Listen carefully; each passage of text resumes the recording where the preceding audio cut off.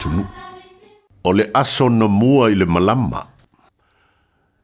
Whapele tala o le ngoa mua o aso mua o le malama. Ma o ia o le antalii o taua tamani ulaita. Sa whai le tauwanga tufunga o Samoa e au fiai moe, leifi, sengi ma solofuti. O ilantou ia na fausia le ulua i fale ulu i le atunuu. O le mea na fia i loa, po o ai o lantou e mualan aso i le taimi na tau aso ai le mauta. Sa manao tua tamaniula aita ina ia tala fea ngai le tau oto aso o le fale, ma le fauta i fau. O na alu lea o le malama ua tofi le ulu, mao na lau e fai aila na aso. E fotua i mai le malama i le tae au po, ai ua tau le aso a le malama i le au o le maota, ai o lo tau mawhai lava aso a tufunga e tofa.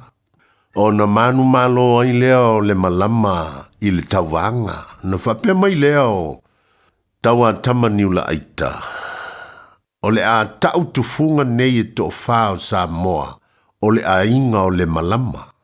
E iai o na maua le fa, o le a inga sa le malama i Samoa. Whai mai le mau a le isi, o le mafu anga fo i lea o le suafa tofi lau. Ma o le mafu anga fo i lea o le faa umi o le suafa le malama i a aso mua le malama. E faa manantuai la na aso na mua i le malama o le tae au. Manuia lau faa sausaunga. Tasilima i Vatolu Amo Radio Samoa.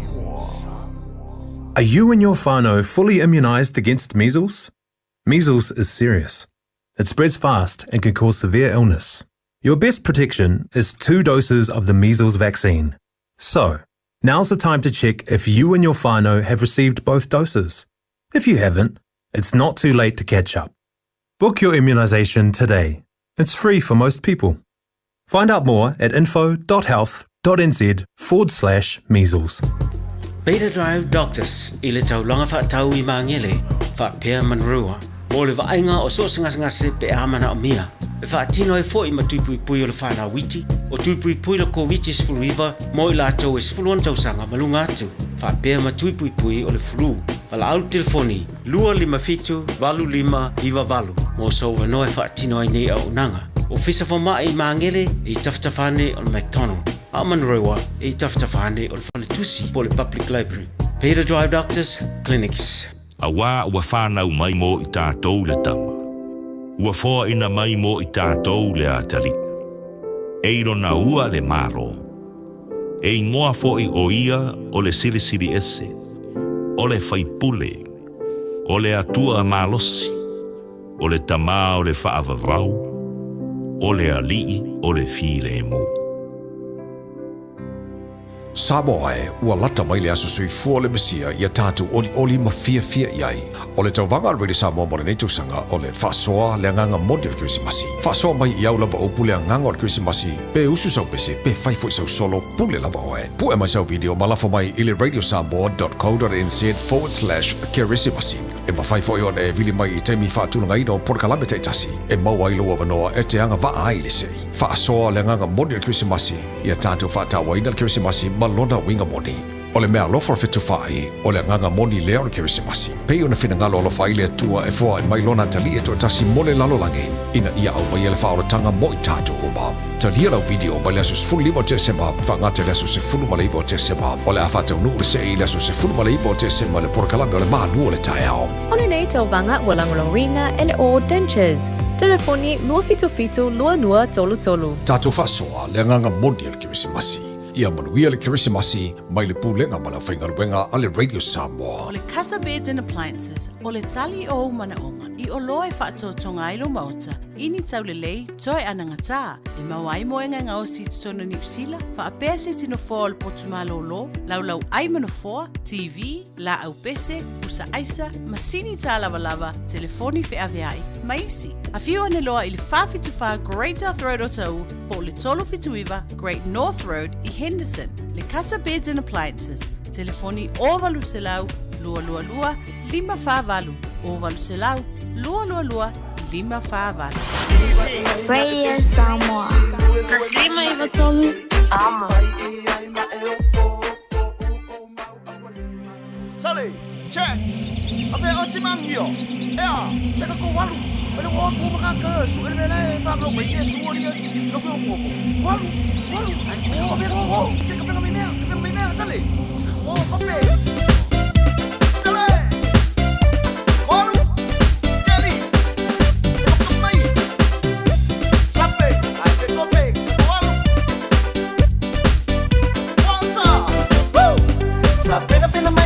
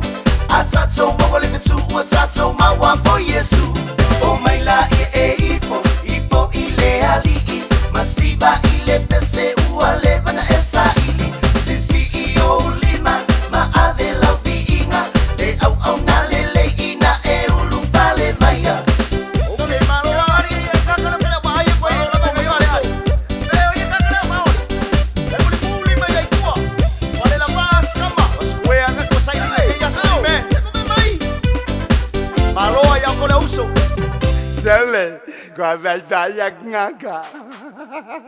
Malu apa malu si usuk. Malu apa? Merry Christmas, Bota.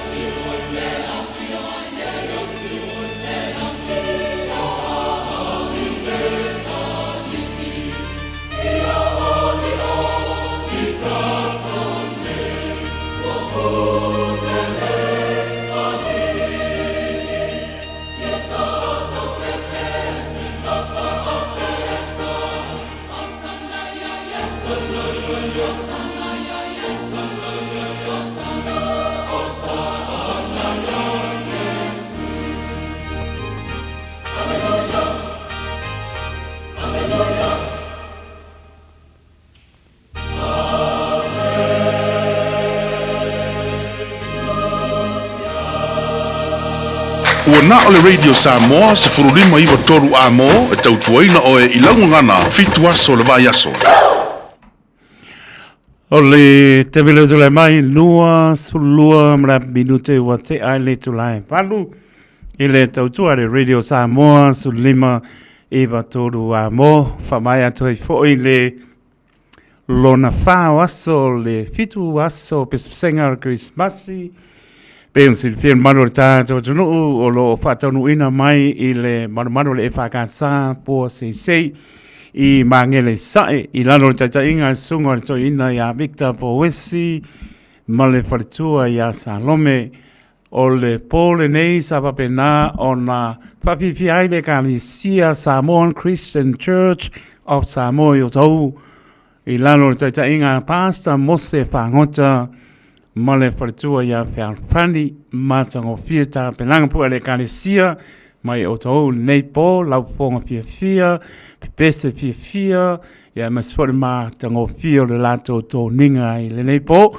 mo le toi pa ma lo ma pa tai lau sunga pasta mose pangota ma le wharitua ya Whiawhani mo le peneni o le tau wha moe le ua whatanu ina le lona wha Yo, sa lona whao aso, fitu aso pes senga o Christmasi, pa malo wha aptai, senga ruenga e maea, ia mo lunga lama li inga fo i le atua, manuia fo i atu, fio anga mana panga le nei po. O le po mo moasa wa penao na amata mai i le tai au. Tai au fo po se say preschool i Reckland i nai Winthrop, i le aso mua, o mai le aso lona lua, po lona lua, sa papena ona papipia ai le e ka le sia la mo sa to futa ina mai pap to i lano le taita inga sunga to ina ya poli matai tau tai o le vau mar partua ya whanaua māsanga pia po le lato tampe nanga i le polo na lua hanga i mai le polo na tolu ya sa papena pon papi pai e pakasa a rasi o le panona lano le taita inga i le sunga pa pengainga e ke pati ba man partua ya po mate ya mal pone pe ona silpia el patoru inai ele kalesi Samoa ke siano mai o tahu ele taita inga sunga ya pasta mose pangota ya mal partua ya Whiawhani ole po ata au polo na lima ono fitu asora saa pa vai ala po la sa o ata ya leva vai atu o le lava pena na pa pia foi ya tulang foi le youth fellowship pulenga manukau i matu ila lamor taita inga sungar to ina ya Victor Powesi mot patu ya Salome la pena pon pa simai sungar pa pengainga ya Martini Mariota mot patu ya Toreka sungar pa pengainga ke pati va mot patu ya po mate pa pe po sungar pa pengainga ya semi city man patua ya po pepe pa pia yanga na ta ya le pengal menga le pa ka sa ta ya wa po ya o tu fo ile po nono po rastona ya to fo ile pa pianga le pa ka sa po se sei e sa ni sila ila lamar ta inga sunga to ina ya Victor Powesi man patua ya sa lome taulunga po la sa le to lai fitu ya va pe le se me anga ai ya o nai pona stoi il por clame lo panga solo ai pes senor fitu aso Christmasi ile mano le e pa sa po se sei i mangere sai toruono Winthrop Avenue i Mingri East mo le nei nama pa va pe a noal po atao po la stonai ya taulunga ile po o le sa ole kalesia pa tonga ke siana Samoa mai foi saudo fata ngai ole ma ngai kwa masi mai lava ya mo ata out pola sa tau lungai ile kalesia pa tonga ke siana Samoa mane fi anga saudo fata mai Samoa ya ona i uai leo fa mo mo ne tau sanga ya pe on se pe malo ta so no ya le se me anga ia el po ata yao po la spraile po la stonai tau lunga ile po la sa o le fitu le fiafi ni o lo va penan pa tau ni nai tau lunga la le ka le sia e pa ka sa ma le fianga sa no pata mai sa mo ya ia le ri mana ia ma tango fie ta penanga Ya ave inga le tua. Tala tu tato leina se ka ko pese le pa mai trimma pa joya pia lu petaito. Ele imo me a wanga la pese le o fio vile ko nia so ako. Pa ko na pese. Mo po pa ia e mai pa per tani er ka ngo ia ke ro po dia ka Mariah Carey. Mai o mo vidi mai ngale na vidi mai da so ko me. Ele ia winga ko rang pese le. Ole oh holy night. Mariah Carey. Ya abi e o lalo whaanga sunga ya Trims, ma patua e pia lope, ma whalo la ainga, ya o te oro neo tunu e mau, ya mai se Samoa. Ke longa lau pese lea Trim, yo e, wala poika ua e nga. Ya, ni ke dea nga se wakana. Lubat mo luma, whalo a Trim pia lope.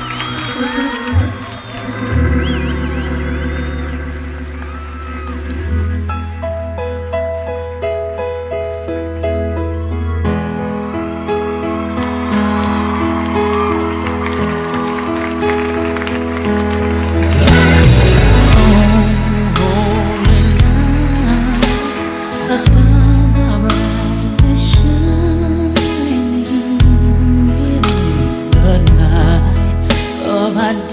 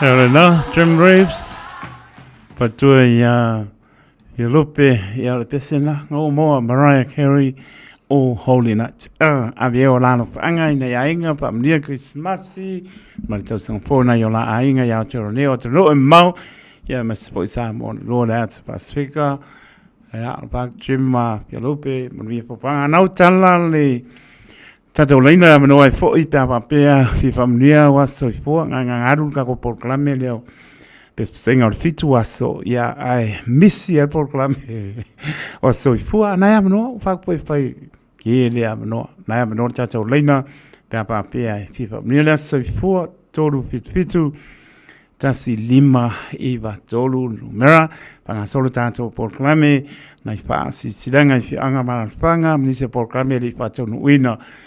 Ia ona po foi le tato po ai patara patu ia se tua pe foi ia Christina tana masa mai na to uma na ma puta mai lungo le apio po linga malungo le YouTube channel lo for the lat patara patu foi ia te name a kilani manu tu tua oi o atu no o mamao patara patu taito manu tato tro ma no for lau ia leri pone yaso la stofi sutasi o te sema o lima fato moamro tato san pa ingo neto san ya tato fa moi le lofo le li o tato fa to tua martaton le tu la po iro to so fo martato ola o ya lava tau tailo tato sa tau no o marmania le aso to li mata ira o ke siano fa tu fa manatu o so fo mare pepe o Christmas o le tātou li whaola le nao Yesu ke riso o le nā lofa ia tātou na ia sa ili tātou na leilo le lofa nao le tua e ala ia Yesu ke riso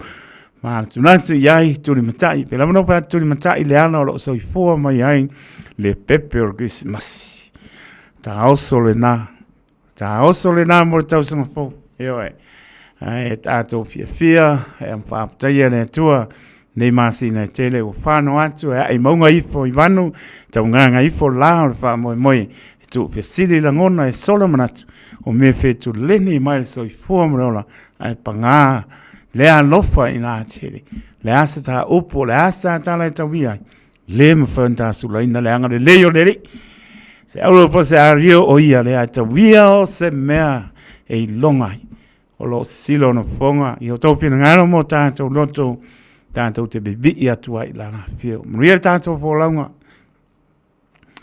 Ai o le netau sanga i le mātango whio lo tātou atua. Nai tala tātou leina pia papea. Mo mieni aso i fua whamunia ai se ua ai. Po i ainai wha asisiranga. Lenga misi aku. Ia ono o fo ia fo i lea i lo a inga ma lea nganga wha i lea tua. Ia anai am nore tātou leina. Joe vai lua ya su mai makana mai au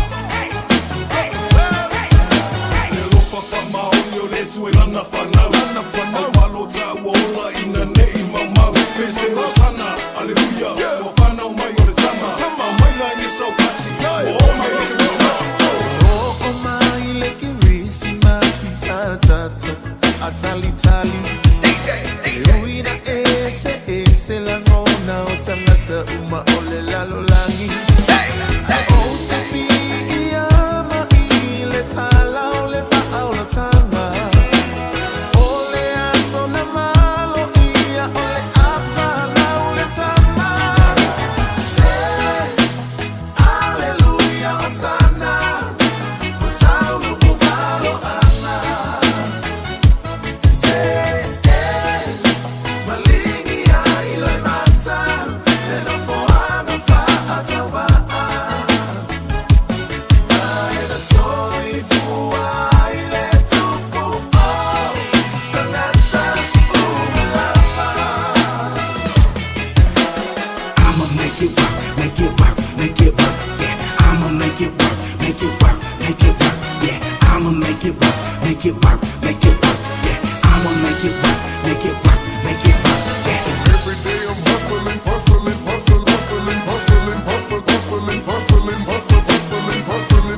Every day I'm hustling,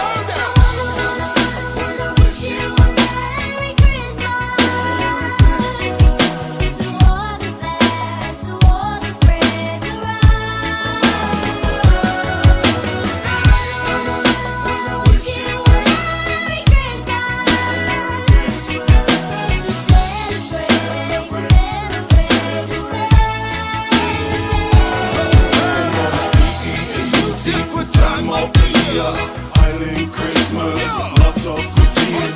All of the children opening their presents. Mama and Papa sharing a kiss. A photo of a Lima will never be a miss. Everyone dancing and singing. All of my people from Happy to Brooklyn, North and the South, they're singing aloud. I wanna.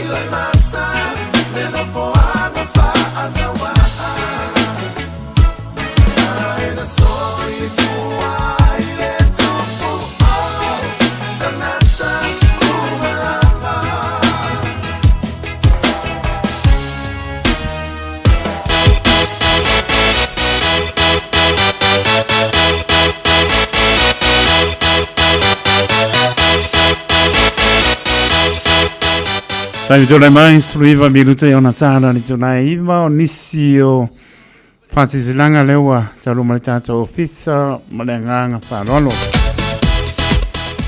Tami sanga kirikiti ale pemka le lua o luono. Wala watu I maputanga nuu e kālesia maso se au kirikiti pia wai I tami sanga ale pemka lua o luono. O le whaela tātou lua I whontanga I le no whanga masani o silafia ngāti pāki o tara I le asolulu, le sufito te sema lua o no lima I le a poleono I le piapi. O le piapi po I lea o le a whaai noa ai ma le aso e amtalia ai le tātou ta amirsanga monisi o maenga uma a wano o tau nofo silafia e winga le ta amirsanga a le pemka lua o luono wha mole mana tua mai lau Restana. Monisi pa pesili e le leile pa sotai o le lio. Nancy pa le leile o tasi o tolu o iba tasi fa pa iba. O tasi o tolu o iba tasi fa pa iba. Ia po bui pe telo stars o fitu tasi o fitu tolu var tolu o no ono fa lua. O fitu tolu var tolu ono fa lua fa tai o le suga sola sa uta peanga o le taisaifono au kilani Pacifica Kirikiti Association.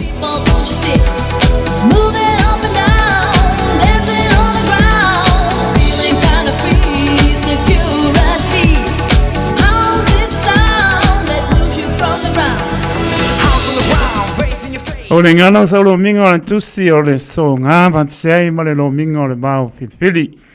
Mo sa umia nofa Christmasi e maua whānu penga o sa mo sipo tutuila manu. O nisi o talatuu o sa moa la ngā upu o mta whaioi an matai. Whainga o whānu lame pei o whai poiponga maliu. O siosi ngā o ainga silfa ingo paolo. Si I whaalo alo whaalangingo e kālesia ma le tele.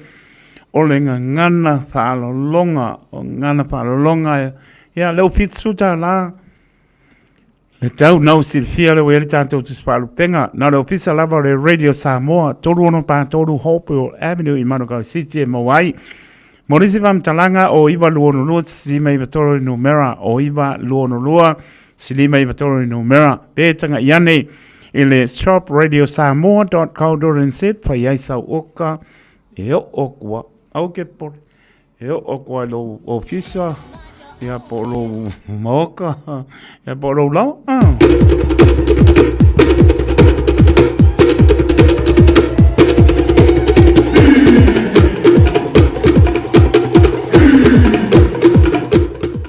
Paistazo pa silanga ma le radio Samoa walata mai le aso fa manato le Mesia. He tātou oli ma fia iai. O le tauwanga le radio Samoa mo le ni tausanga o le paasoa le anganga moni o Krismasi. Paasoa mai au lava upu le anganga Krismasi pe usu sau pese pe fai foi ia sau solo pule lava oe po mai sau video malafo mai le radiosamoa.co.nz/Krismasi. Fai foi ona e bili mai I taimi pātuna ngaina a Paul Kilometer jas e mawai foi lo a manoa. He te anga ai le sei pa soa le anganga moni o Christmas. Taria la video mai le aso balu. Te sema pa ngata le aso suruiva te sema. O le apatonu ina le tātou sei la suruiva le Paul Kilometer o le malu o le tai au. Tātou pa soa le anganga moni o Christmas. E a manuia o Christmasi. Mai le pulenga le aufenga le venga le radio Samoa ua langlangoina le whaamoemoe e le tentus telefoni o iwa lua fitu lua tolu o le oiva lua fitu lua tolu po uma vai lale magai le umia uma o waru fango ke anu eli avako Samoa nisi nau tātou wha silanga maranga wha noano leia spai bai asa ma se mau ia pa mo lama lo to nga ke siano yo e wala ke simasi pa mangano yo le nga Christmas o lo to malo to mo lalo ma pa mangano ai pa ngano ia ona mo le nga Christmas ia le lo tal no la fong pier mato ofisa pe nisi me pi silvia tili pa mo mole e le oiva luono lot slima I vatoro no mera ea ona mawai leo o le anga ia tupo iluma ia mnisi me pia tili ea e le i o tau sang fo nisi o pasi silanga tongi a wala tau tua le radio Samoa ia male anganga pa aloalo oiva luono lot slima I vatoro no mera ma tupo le pa aptai ma pa malo mai le pulenga le radio Samoa ia mo matu tangata pa tau waa e la o tū lango mai pa apetai pa apetai tēne lava pa amnia le lii manuia ke visimasi ma le tau sanga fau so pa minute on tāne o le tū la iwa tala tātou leina e oi ai fifia o le na o le ase menga misi aku ke mire ngā nueli porkala me kula a ko leo ia umanga i hoi le pitu aso pe senga leo toyo tai awa stona esa ia ona mai alea ia le se be anga ia le lavaro anga ia tuina le e pakasa po se se mangele sai ia ilalo ta inga ale sunga le papenga sunga to ina Reverend Elder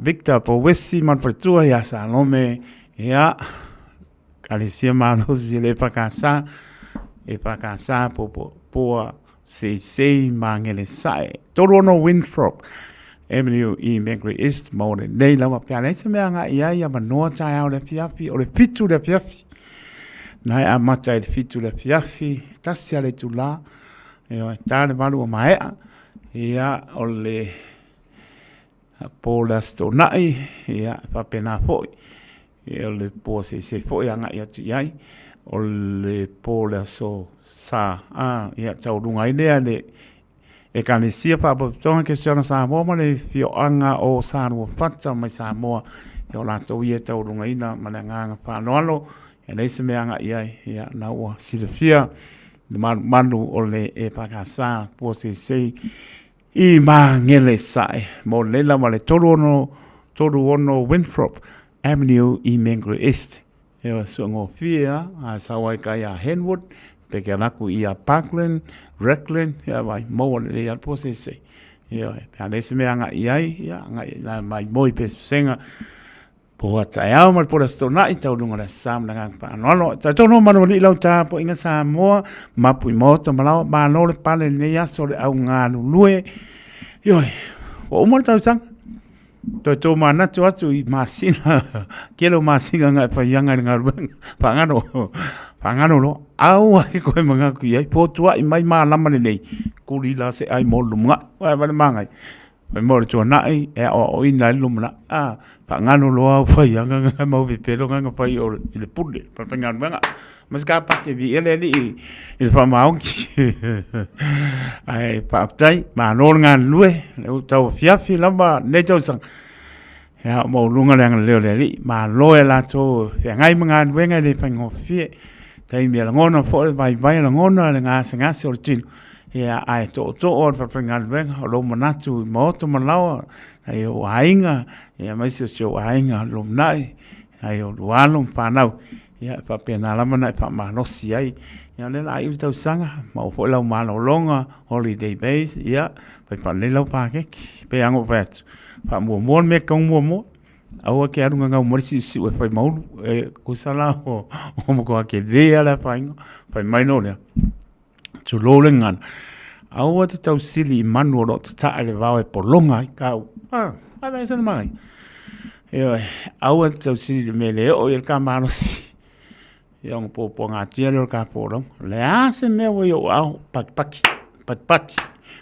moreni yo pat moreni au tau sili meo tupu al polonga la ase meo wa mai le fai lau pa keki fa mo le ngang pa ia tu musu mai pe sili ai me kaung fai me le kaung fai me umai ke le fa mo mai poto solmona au ke fa mo lo lava ta mai e anu lo ama pe vai feran me ke anga ia ya le sili ai le ngang pa ia yo man wiero tanto fora pa iu ole nei fo tau sang hai ma no ngan lue ma no fa tai ngan lue nisi ngan lue pe ya pa ma no si e por te mi te ma no lo ai pa ma lo fo va tai le ator ta to no ya na yo tu asin sina lo fo te le atu tau fiafi lava soifua ai pa tai le tu o lo mo to soifua ma no ia tino si le ngang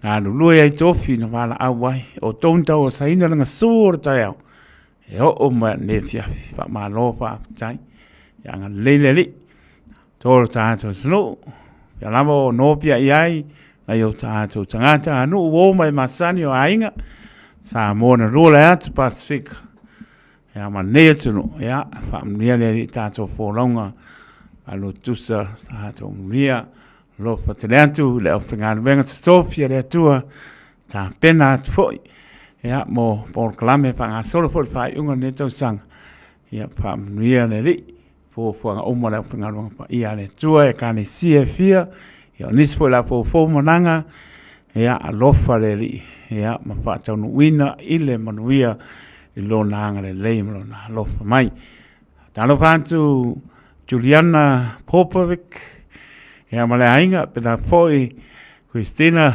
tan vasa I mele nga lue 24/7 tai de dio malo si mo tai sis lo fat moto Christina tan vasa I melpone tai mai ya kiki lo e mo la kala lenga le avelo faanga ya mailo a batu lo lima tai lama testiva ya lo fatu po lo mafuta mo la mua o Australia kusa le ka ko be bela le ia ba ia o le tunu he mala fa saunga le po fa tai mluia lama ia fo fuanga ia mai sala to lungo le wala fa manatu lama al fa manatu o le fa nga ina telefoni ia kia le lalo la telefoni ia tau nu mluia I mo to mala ia le ri kani lau ke fongi kala ngoa I po ako e leo peo in kamare kongoro fan ta ore lau le mole pasia mo li pa mo le mole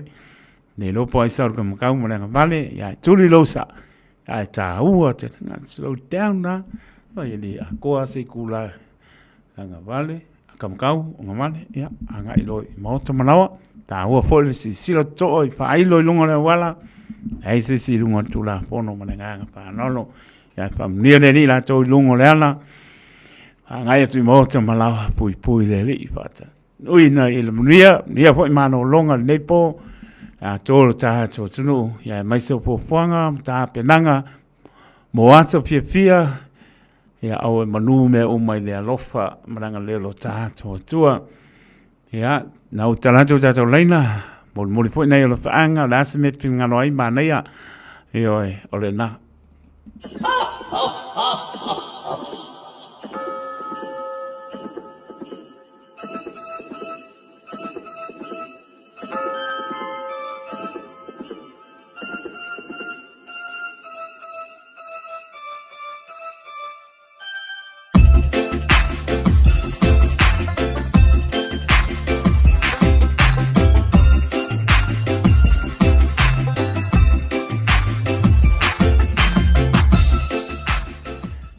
Ao sai po ta lopa. Alo para panga kai ko mara te pula mara tunga le ya para panga le ko kaulang. Ha mai. Ke tau ma fa toya tai mari. Manguia le fa le ko bangela panga kai ko manguia ba o le fa le ko. Las po fuanga mo ngasumano no e fa singa rua malanga ko sisi ko ngai o tunu. Ya ngo pongo fa Tanga ne mu ala ngo foi mota malao a. Ngo fa bangela panga kai ko. Ya dei po skupe ar wai oh. Skupe ar. Ya, morta no. A pa kai ko mbora bo. Bolia ko pa anga pa manguianga. Sungar pa penga ya sa krai leva ese fa ko alo fa man ko alo ya chermaya kai mari tevi mari pinge ma edi ma ina ma folau a pe sungar pa penga ya ka ala pa ma amanda sungar pa penga ya Filipo Maleku man ko alo kai kai songele kare siga tereka Filipo Maleku per ko adimba sep Filipo per ko malolo fa jau limba sep Filipo alo pa kai mari vai ka sungar bak fa penga ya ba ele bakiva ba ko akwai sungar fa penga ya ka tira pa ba ko abriaba sungar fa penga ya si pa ba ko alika lo fa sungar fa penga ya pinya so ba fa ko apele pa cho fa lu ba ni te amar ko falo abo ka lu ngapa ma fa ko ai kai mari kap mangaya ba peka lo fa kang wasa basi kai mari de vai ape kalo ma be fa mungala limba ba fanga kalo lo fa ku ba kai mari vai ka ape to mala tai polo ba fa ku ma ilaka ba fa ku a kuingi kai mari fu pa mo pepe lo fa kai mari fu pa mo pepe longo ari cho ka mahana bo hana lo fa ku tinga ba ko ya ba ainga a pe fu mo kar sam lo siu lo fa a pe kai ba di pita ba sangiu a pe ai ongo se peka ba kanga lo pa vision a pe balam se kai ba di sa buelu ba fa ngau a pe ka wa ola ma songia rofa maka unga ora kai maria va fusi mbahan tinga bakua per fangi lo paku per fangi tinga bakua per fangi kai maria singabe bakua kele mare pem sulika oskaria le au lo paku le au mbar bakua lili le au pepe masala masinga okule pule maboana le akau savea lo paku le akau savea kai maria kalifa mba komiki mba fakua arieka apeia ya fei ma pida la o ya pida apeda o ya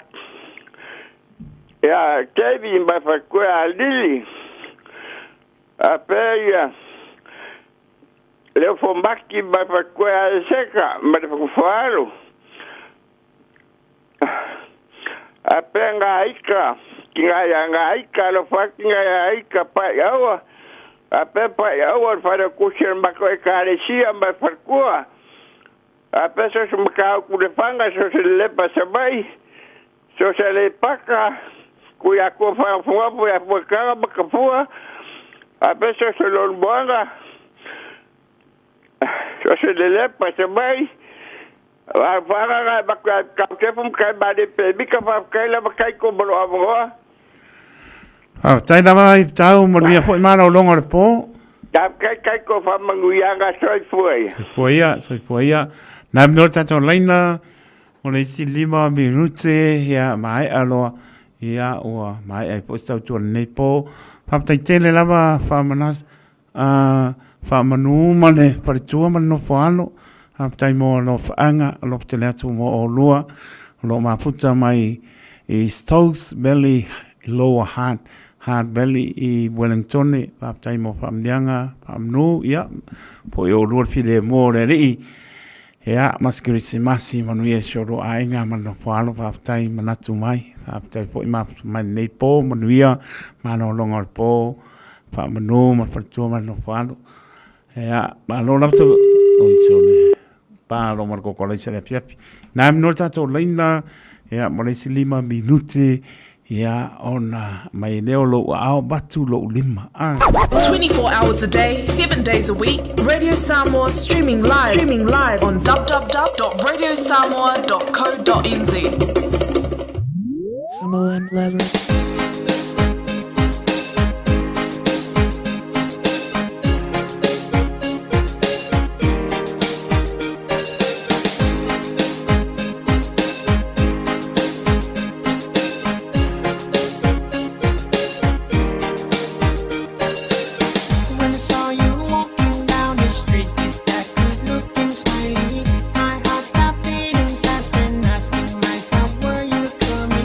Attention's on you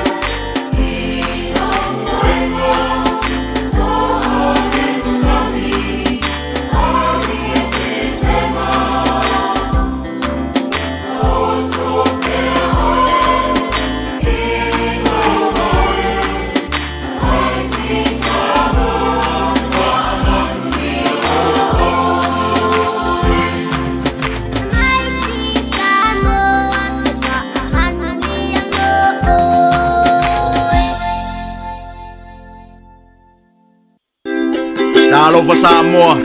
Wa ule ne yo kas futialu, a wale suia ngila wa ule kio. A eva mai ile se fulu lima iva kolu. Amo, Radio Samoa, Vevela a. Taimi tule mai lea wa iwa minute wa te aile tula iwa i le tautua le Radio Samoa su lima iwa toru a mo whaapatai Samoa lau tāpua inga whatara patu Christina tanu wats whaapatai tēne nawa whamnianga ar tu whine alo whātu moto i Melpone whapepo ia Tess Tiba male ainga mai i Australia mano whaapatai mai se lama sunga whamanu male ainga mai Stokes Valley i Wellington ne whaapatai tēne lama uso tai mo whaamnianga ia amerevi inga i lea tua na lama stau mwhai le au ona ia ngā tia pero patau waa e maulunga arevi inga amero tātou tua munu ia whaamanatu o ia mini whaamanu mane ainga nei po whaapatai le mapata mai lo patu mo o tō umalama lau mo Wellington ne o no tūtua oi o atuno e mau pe lama o maputa mai ai ia mai no tusa so tātou manuia mai lea tua. Sau ni o tō whingano mo tātou loto i le mātango fio lea tua. Mo mori atu i ale tō soi fuora tātou wola. Tau tai Yesu tātou sā. Tau nuu le manuia. Le aso tūni matai leo ke useano pā tua tua. Le aso na soi fuora mai aile li whaola. Ora tātou whaola. O le nsā iria tātou na le loa le angsana. E maulunga anona vi inga. O ani malamani pōpō ngā tari ala ina ale tātou fōlaunga si le fia le li me oma mtafi mala le tātou fōlaunga Samoa le atu nuu e pele le loto saitu. Tātou tau nuu i lea aso i le manuia au noni pōpō ngā e tātou whafo i pēr lona vi inga. So po atu le tōso i fua mara tātou wola i se tau sanga fōu mātango fie tumu i whamnuanga i pēr māsani ai lea lofo le ni i lo tōso i fua mora tātou wola. Manuia le tātou fōlonga. Manuia wai mano longa o le nei pō. Uftia i tātou i awa lofa o le ri. Manutia le tōso i fua le mtautia o le pōngi sā. Ana whai le tae au le manuia e fō i alvi inga i le atua. Manuia le tātou fōlonga. Manuia mano longa o le nei pō. Whamangano le o una whātau waa. So po utu se ngana taito. Whātau ese a taito le mano le atano. Whamangano mai le o una whātau waa. Ai e manuia lava. E lava maputa mai ai mai e whaponga mai lo whātau waa. Taito tanoto le au ona soifua mai ia manuia.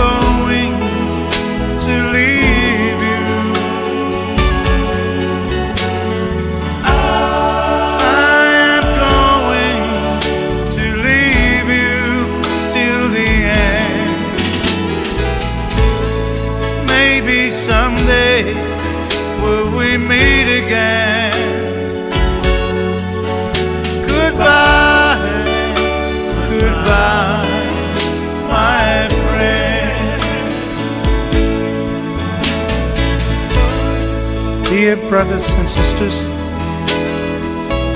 in the book of John, chapter 14, verse 1 till 3, Jesus said, "Do not let your hearts be troubled. Trust in God, trust also in me. In my Father's house are many rooms. I am going there to prepare a place for you and I.